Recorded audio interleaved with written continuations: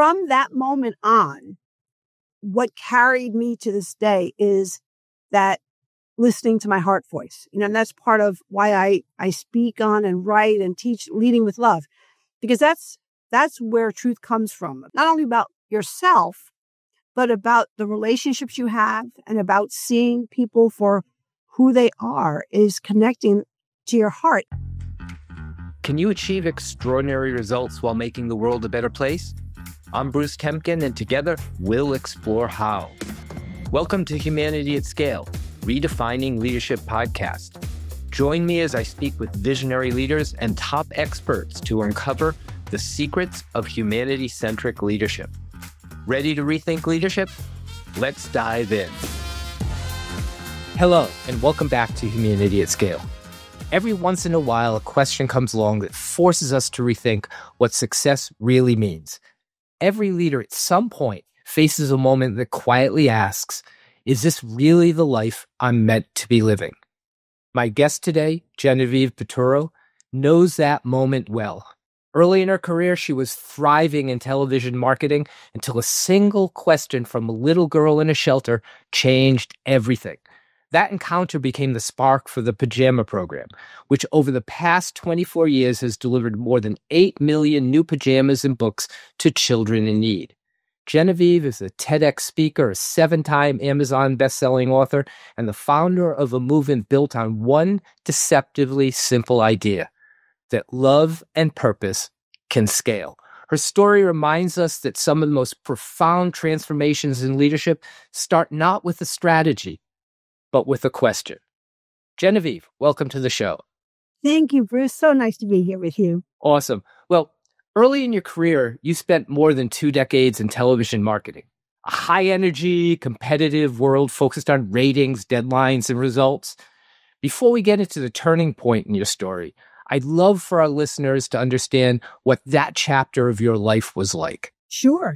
It was a workaholic, crazy, competitive world. It was in New York City. So any big city has those excitement, elements and also its challenges. And I was headed for, a corner office. I wanted to be VP of something and ended up wanting to be in marketing. And I loved the TV world. I thought that was going to produce the status, the financial level for my life as a single woman. And wanting to be a single woman, that's what I was working toward because I thought that was it. From the role models I had, I loved watching Mary Tyler Moore's Mary Richards character. I reference her all the time.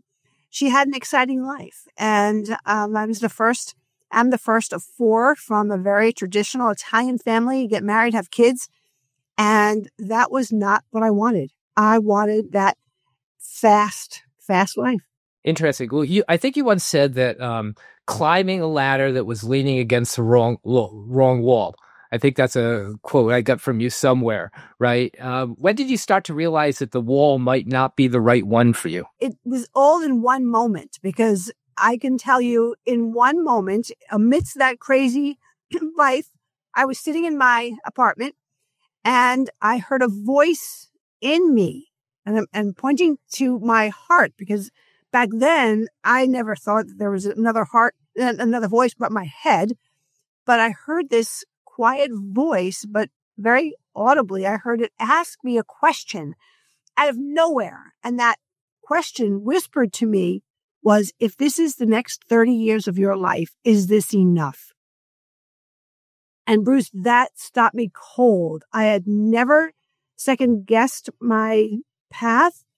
I had never had anyone ask me, if I was sure this is what I wanted to do.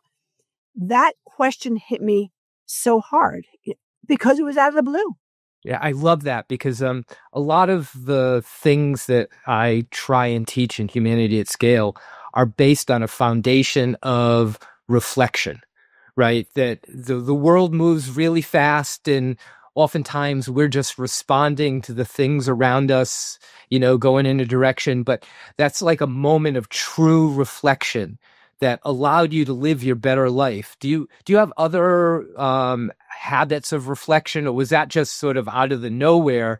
You got hit with that question and it wasn't sort of part of a reflection routine. That was the very first time I'd ever thinking about reflecting. From that moment on, what carried me to this and carries me still to this day is that listening to my heart voice. And that's part of why I speak on and write and teach leading with love, because that's where truth comes from, about not only about yourself, but about the relationships you have and about seeing people for who they are, is connecting to your heart. And I had probably never sincerely done that until that voice challenged me. So interesting. We go back to that time, and we're going to get to the question and the pivot. But I'm wondering, when you were the marketing executive that's in television and all of that, how quickly were you able to move out of that world when you thought of that question, right? Was it something, the next day I quit and I'm going to do something different?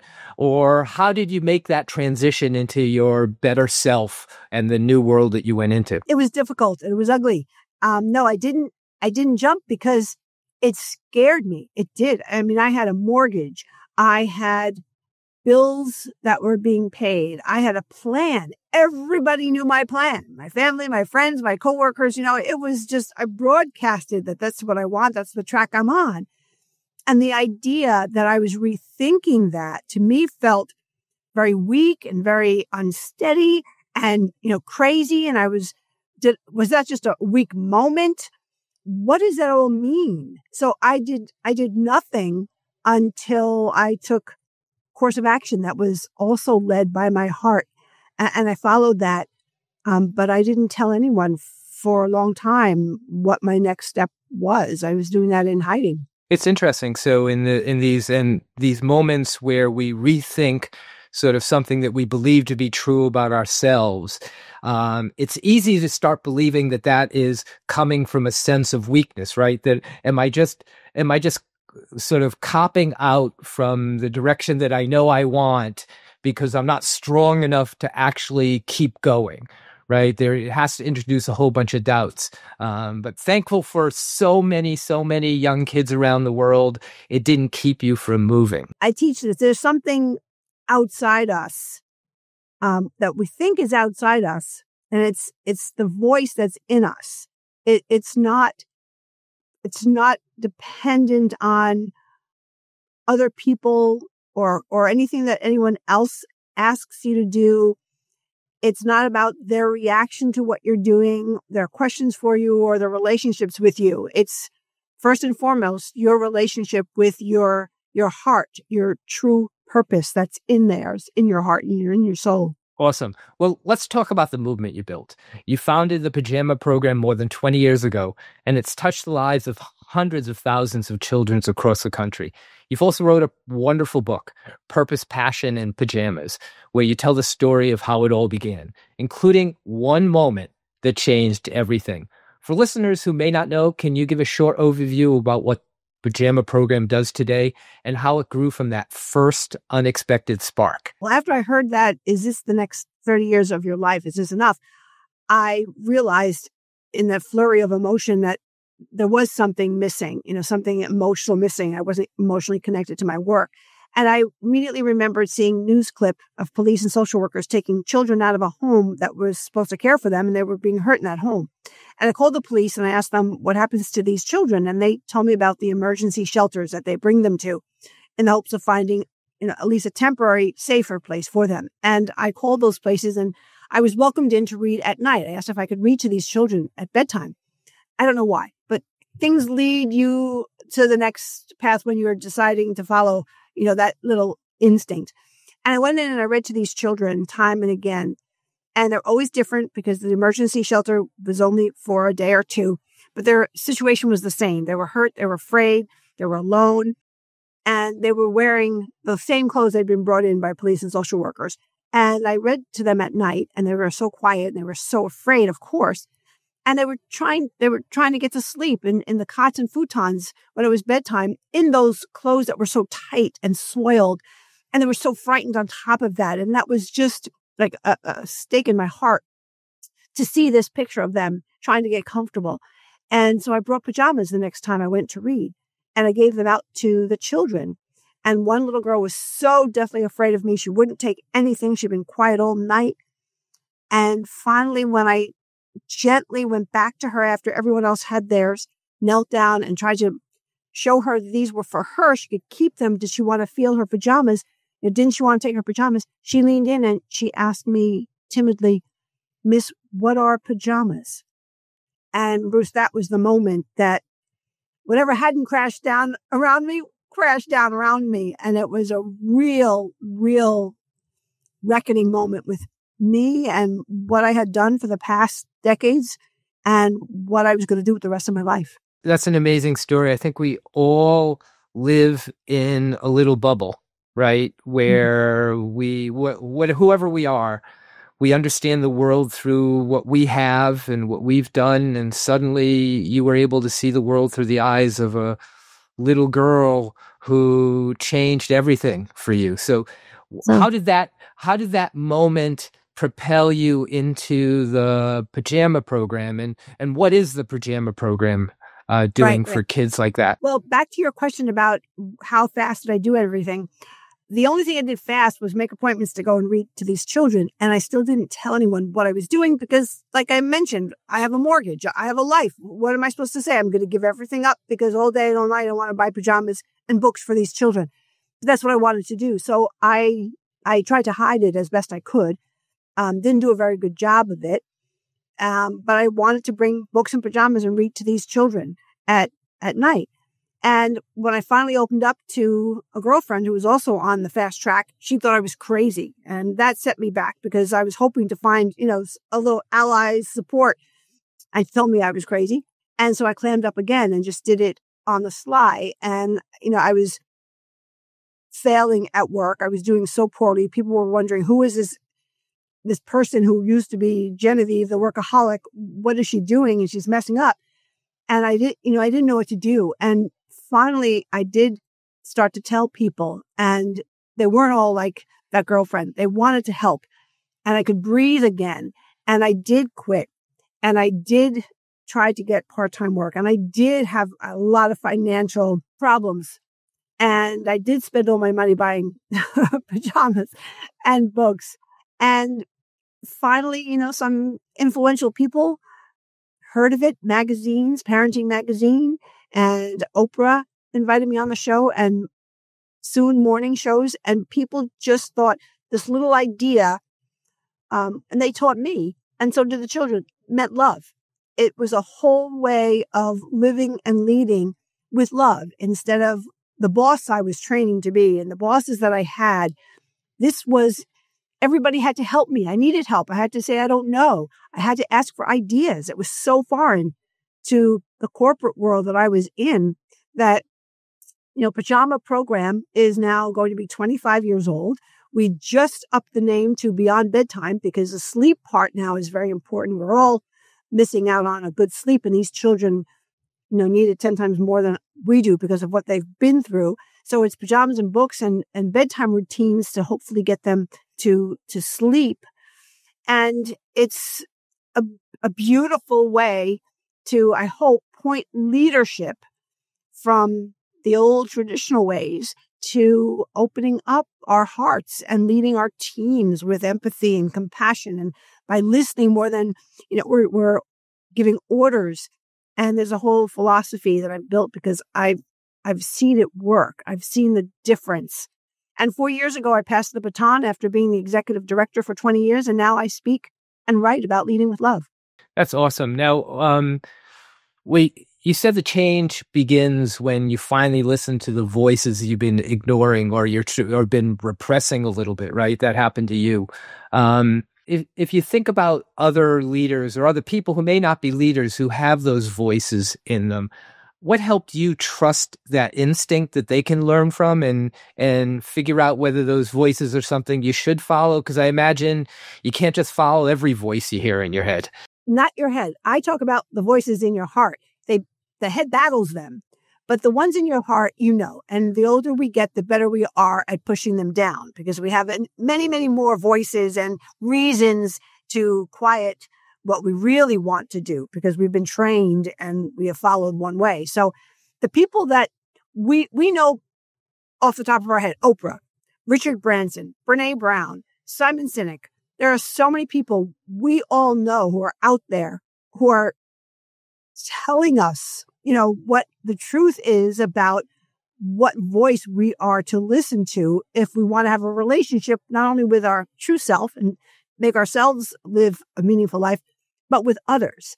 And at this time in the way the world is, I want to do my part and I want to, lead with love. And I think that there are plenty of people who are going to come out from under the traditional way of leading, and they're realizing it doesn't work as well.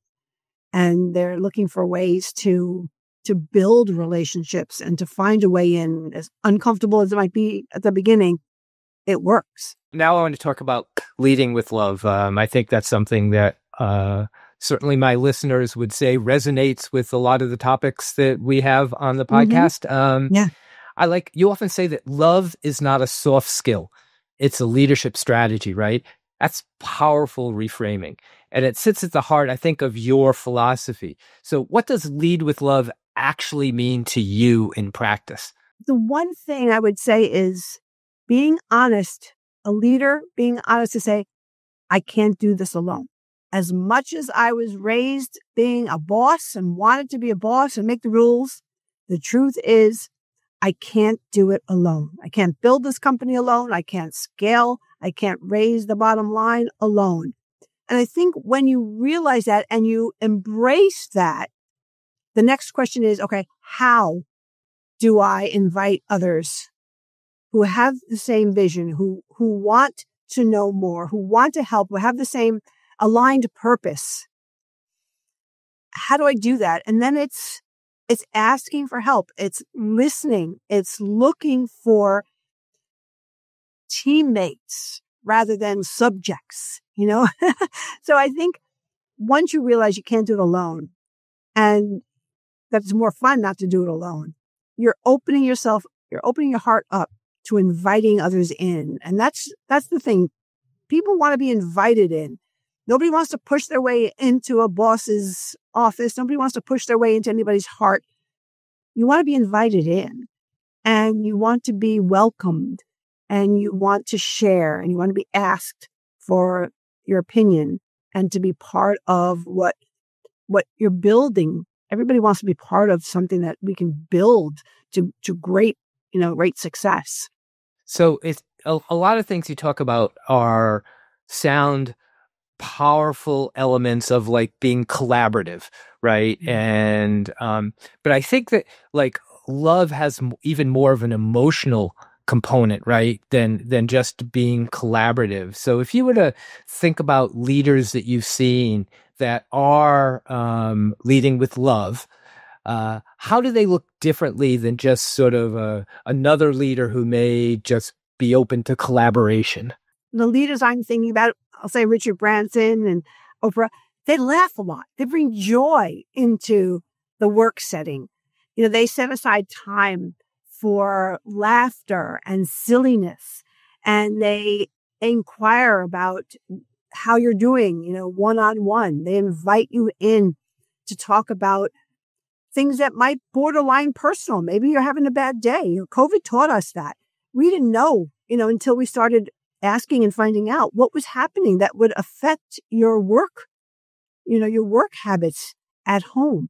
And it's been the case, it was the case before and it's the case now. We all have whole lives.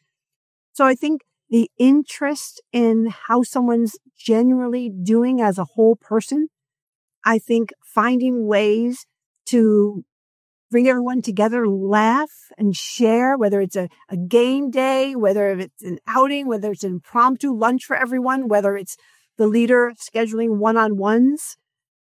It's just more questions and more listening than more stating and more ordering. I think one of the things that you've said is that I think I saw this in one of your talks. When people feel safe and seen and safe, they show up differently. How what do you think leaders can do besides just asking questions and having fun to make sure that their people feel seen and safe? The conversations have to change. I think rather than a simple, how's it going? Maybe, okay, you're working on this project. How can you, what do you want to contribute to this work? Is there a better way you see than my way? I think it's getting out of the way and letting the person you're talking to, your teammate, offer a personal change, a personal touch. Invite them to make it their own. Maybe their ideas are better. When I have bosses, we went into a meeting, nobody said anything, the boss spoke and everybody got an assignment. That was it, and I thought that was great. The boss had all the power. It's turning now because the boss doesn't have all the power, and people are realizing, the bosses included, that it's not even fun to lead that way. It's more fun if you know what's going on with, Corinne, or what's going on with Reggie, and how Reggie put his personal touch on something, and what Corinne feels free enough to suggest, even to say, I don't think it's working. Maybe can we try something different? And that openness to have that conversation, not to be afraid to have that conversation. Yeah, I think there's a great quote. I forgot, one of my guests in the last couple months said that a person's more likely to commit to a mission when they see it as their mission, right? Mm-hmm. That and I think the idea you have about like how you contribute is all about getting people committed and connected to what you want to get done. And you talk about the combination of purpose, passion, and pajamas, right? And all those together. How do you? And I think we got the passion, and I think the pajamas is a metaphor for a lot of things, right? How do people find their purpose, right? And any suggestions on how you keep that front and center as a leader? Sure. Well, first, on my website, which is my name, GenevievePiturro.com, there is a tab that says Find Your Purpose Exercise. So anybody can go on there and take that test. And it is about an hour and a half alone time. But first of all, I believe most of us know what we would do. It's that age-old question, if you didn't need money, what would you do, right? That's pretty much, that gets you to your purpose. And then figuring out, if you do have to make money, how to do it is not impossible. So there are things that when you're alone, and maybe you are an accountant, or maybe you are a doctor, whatever you are, if you're honest with yourself, and that's the key. We don't want to be honest with ourselves because there are too many upsetting and heavy burdens if we are honest with ourselves for many of us. All the time, all the effort, what are people going to think? All of those things weigh so heavy on our mind. So we've got to find a way to physically in our minds put that on the side and say, in a perfect world, what makes my heart sing? What makes me feel so good? If I wake up every morning and I know I'm going to go and I'm going to teach, or I'm going to go and I'm going to be in a band, or whatever it is, what is that thing? And the exercise takes you to different places to find a number of them and then figure out which one or which two you would love to do. And it's finding your purpose doesn't have to be a jump like it was for me, for many of us. It can be a slide. So if you always wanted to sing, and maybe you don't have, an operatic voice or a pop singer's voice, but you can't close the door on any singing. You need to open the door and do something related to what you feel is just dying to come out. That you're here, you want to sing, you have a purpose. Just find a way, and I help people in my business too. Help find a way to give it expression. That changes everything. Doesn't make it so horrible to get up and go to the office when you have a singing lesson on Friday. If you're enjoying this episode, make sure to follow or subscribe so you never miss a conversation. We've got plenty more great stories coming your way. That's great, because I think if you can help people sort of get energized by fulfilling their purpose, it brings power and energy to all other parts of their life, right? It unlocks and to all the who they people are in their life. and other people in their life. So if that's sort of a piece of a leader, which is sort of fulfilling their ultimate goal in life, right? You help them uncover the purpose and they head towards it. Leading with love is a component of how they operate that can be improved if they're obviously going their purpose. So I'm wondering, when it comes to the actual leading with love, how do you handle the tough parts, conflict, accountability, difficult choices, right? We all leaders don't live in a perfect world, so we all encounter those. How does you do lead with love in those more difficult periods? Well, first, I do a weekly Leading with Love tips from a friend post on social media, and also you can subscribe to it. And one of them is, how do you lead with love in conflict? First, the leader needs to remember it's about us. It's about what's best for all of us. And then to find the people involved in the conflict and talk about that. And if they accept that and truly, honestly want it to be about us, that's the first step. So you can't approach it by saying, John and Camille are at it. Let's see who's right. Let's dig into it. Let's see what happened. You can't start there. You have to start either separately with each one or together to say, okay, I understand we have an issue here, but can we agree that we want to find a way through this together because we want to stay on this path to success, or we want to see this project through? And if they agree, if somebody leaves, that's the answer. But if they can agree on that, that's the biggest plus for the leader who is leading with love. Because once you get that yes, there's a way that's much clearer than approaching it with, what did you say? What did you say? Why do you feel that way? So the nitpicking there's no place for that in leading with love. There's only a place for the whole. If both people agree that that's what matters, the whole, and they want to have a really valuable place in that whole picture and contribute something and be willing to share why it's important, what hurts, and where there might be miscommunication. But that's how I feel we need to start, by understanding and agreeing it's about the whole, all of us. If someone wants to lead with love, there's a lot of advice you have around their self, right? Understanding their purpose, how they interact with other people, which is fantastic tips for those individuals.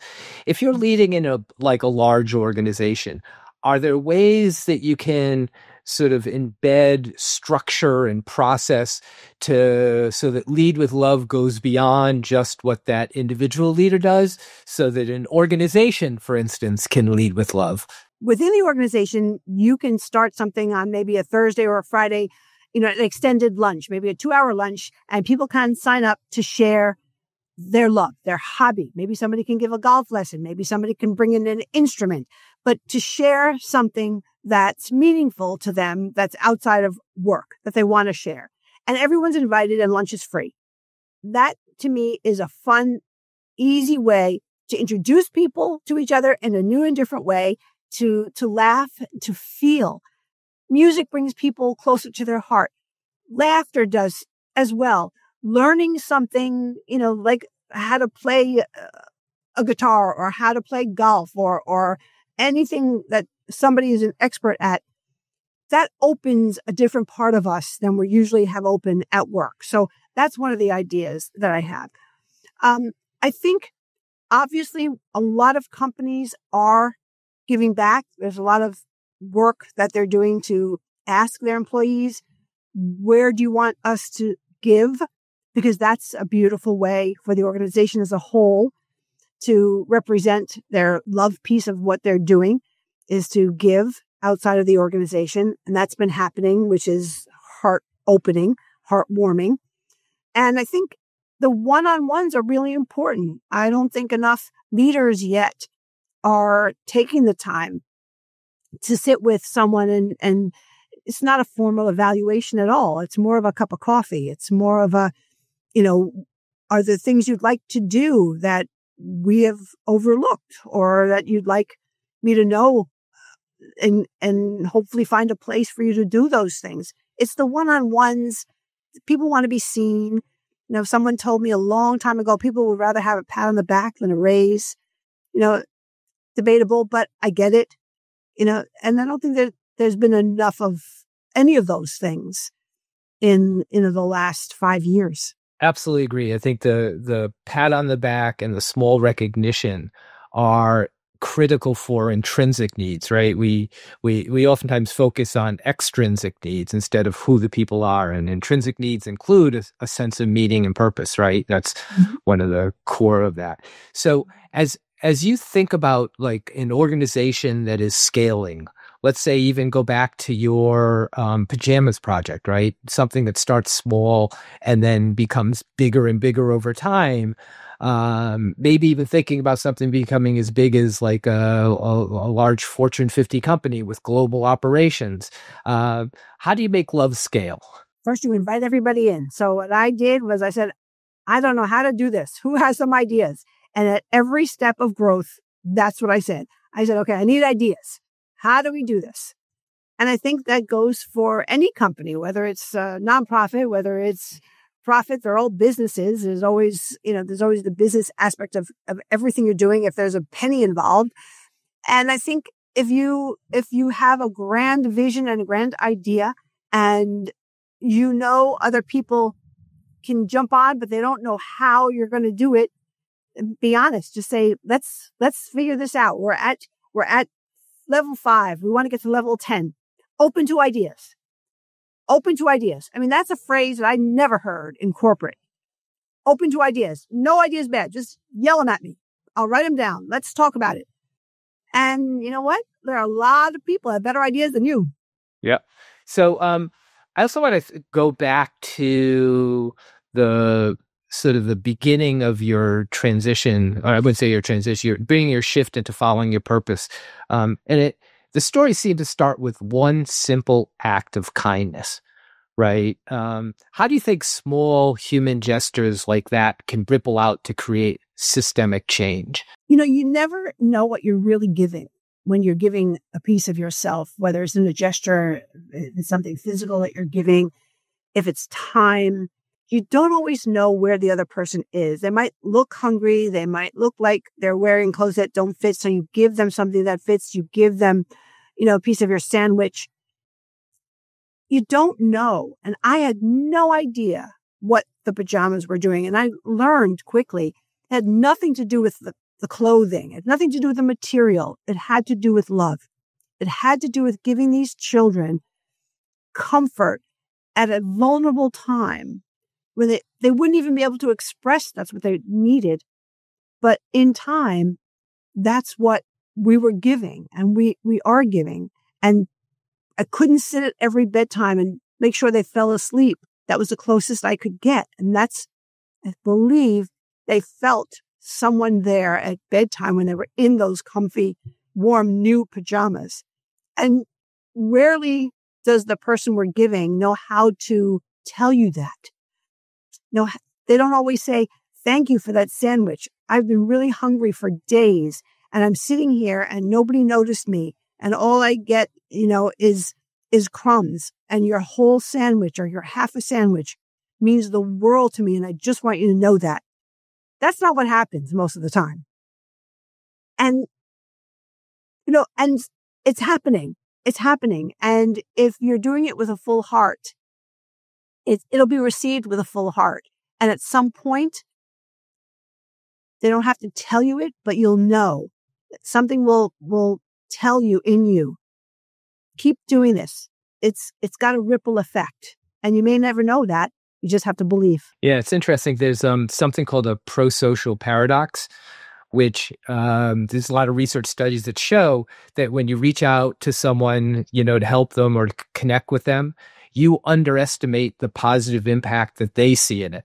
So that paradox keeps us from doing it, right? Maybe we don't reach out because we're afraid that they will see it in a negative way, or we don't think they'd really be interested. But if we realize the paradox and realize they're more likely to see it as really positive even more than we do, maybe more people will do those acts of kindness and those simple gestures. And how many people, I remember that there are people who hug, just hug. They could stand on the street and they have given hugs, right? And that was this big thing because the line of people who wanted a hug was so long.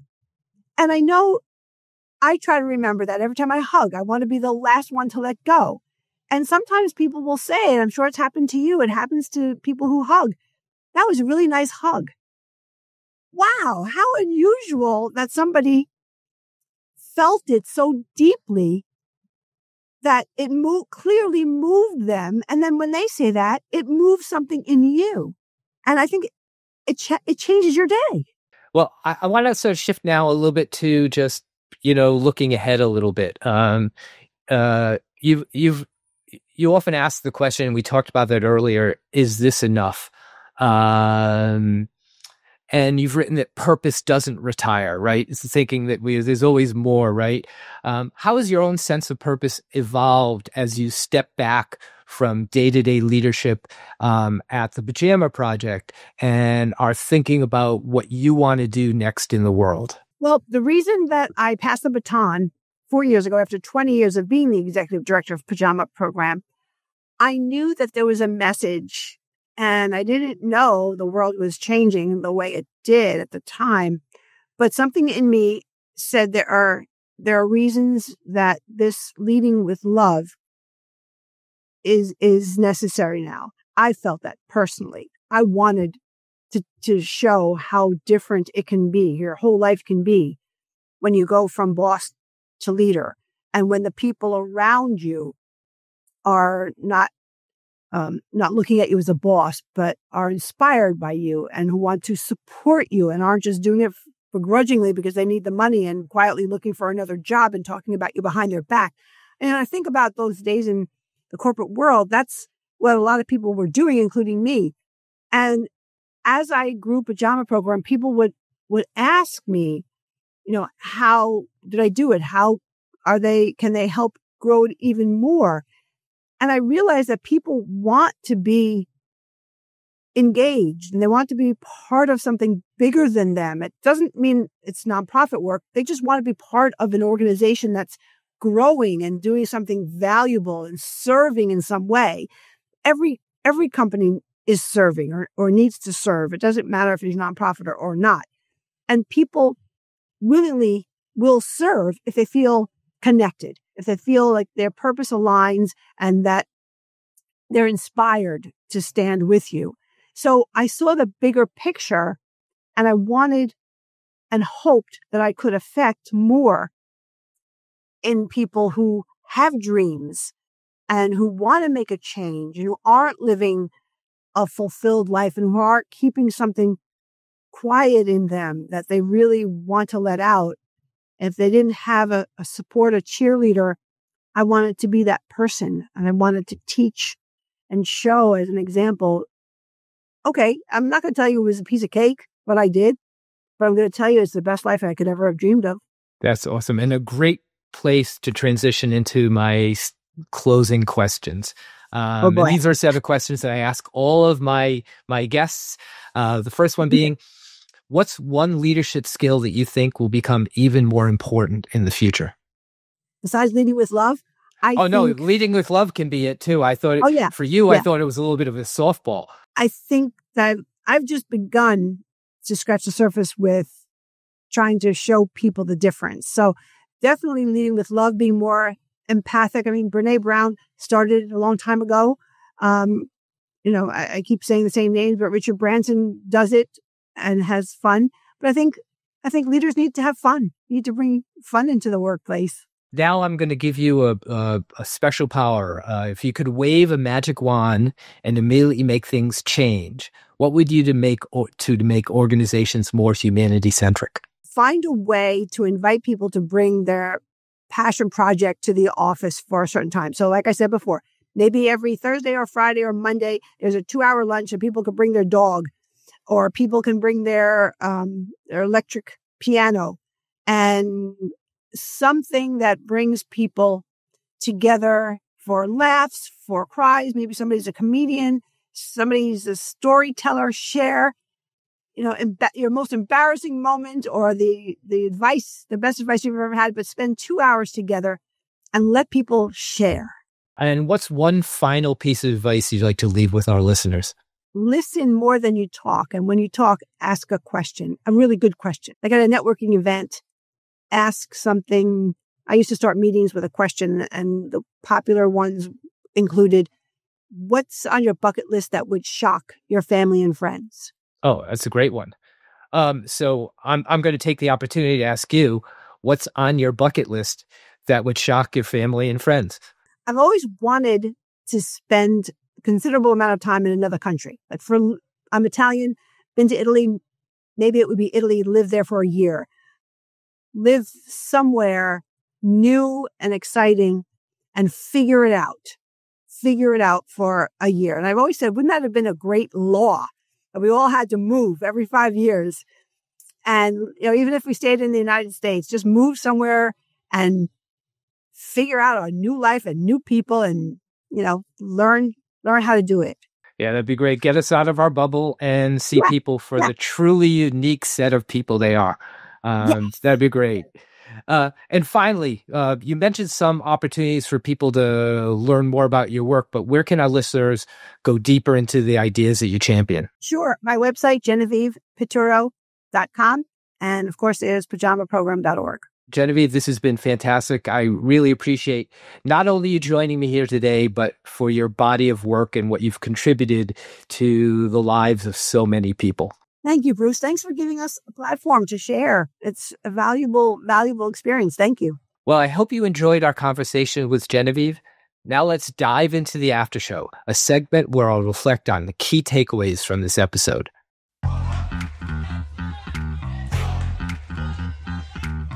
Welcome to the after show. I really love this conversation with Genevieve. Her story hit me, not because it's dramatic, but because it's so deeply human. She wasn't chasing reinvention or trying to make headlines. She just listened to a quiet question that changed everything. She was living what most people would call success, climbing fast, making a name for herself, when she heard a voice ask, if this is the next 30 years of your life, is this enough? That moment of truth didn't come from burnout or failure. It came from awareness, and it became the start of a completely different kind of leadership journey. Here are 5 lessons that stood out for me. The first is that real leadership starts with listening to yourself. That one question, is this enough, wasn't a career decision. It was an awakening. Genevieve said that she'd never practiced reflection before, but when she did, it became the center of her leadership. Great leaders don't just listen to their teams. They listen to the signals inside themselves that say something's out of sync. The second lesson is that leaders need more love. Genevieve sees love as the moment you stop pretending you can do it all yourself. It's a point where leadership shifts from control to connection. Love means asking for help, listening first, and caring enough to let others shape the mission with you. When leaders lead that way, people don't just comply, they commit. The third insight is that small acts can rewrite big systems.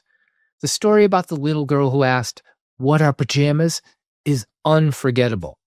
It reminded me that change really starts with a program. It starts with empathy. The pajamas weren't about fabric. They were about dignity. And every organization has its own version of that, a small signal that tells people they matter. The fourth takeaway is that connection transforms conflict. When she talked about managing tension, she said the first question shouldn't be who's right, but what's best for us.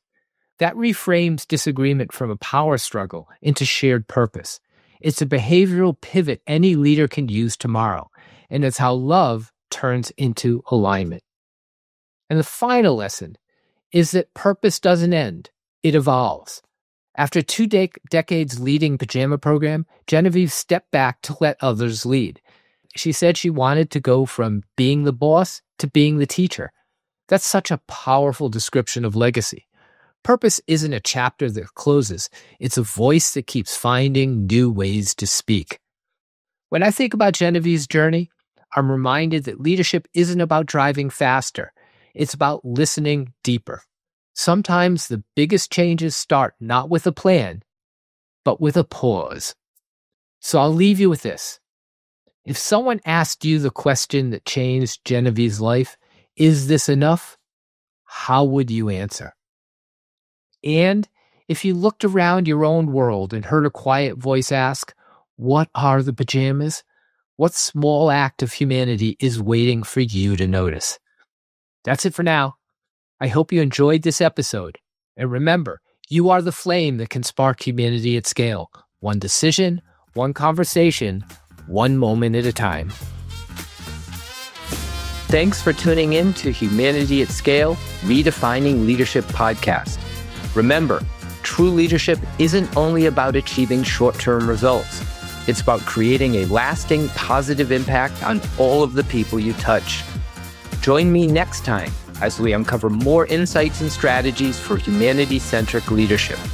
Until then, I'm Bruce Temkin, encouraging you to lead with purpose and empathy and to be the spark that elevates humanity at scale.